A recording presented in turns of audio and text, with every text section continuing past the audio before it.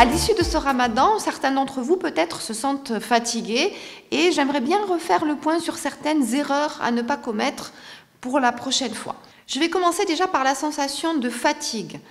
Il faut savoir que la plupart des gens travaillent en ramadan et travaillent parfois tôt, donc il faut quand même vraiment privilégier le sommeil et peut-être aussi des micro-siestes durant la journée. Vous avez peut-être aussi souffert d'insomnie.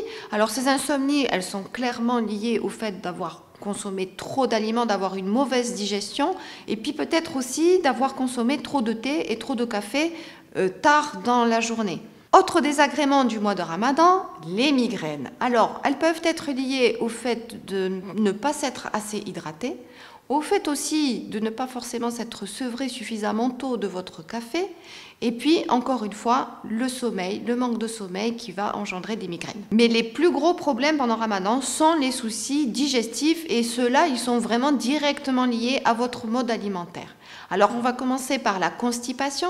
Si vous souffrez de constipation, il faut vraiment bien penser à vous hydrater, à consommer des aliments riches en eau et riches en fibres. Il faut vraiment opter pour des légumes, des fruits, des céréales complètes, du pain complet. Il faut aussi garder une activité physique, notamment de la marche, puisque ça stimule le transit digestif. Alors, en ce qui concerne les sensations de gastrite et les vomissements, là, ça va plutôt être lié vraiment à l'excès alimentaire et surtout à l'excès d'aliments très gras qui vont diminuer et ralentir la vidange gastrique et donc vous allez avoir cette sensation de trop plein en permanence et puis évidemment de reflux.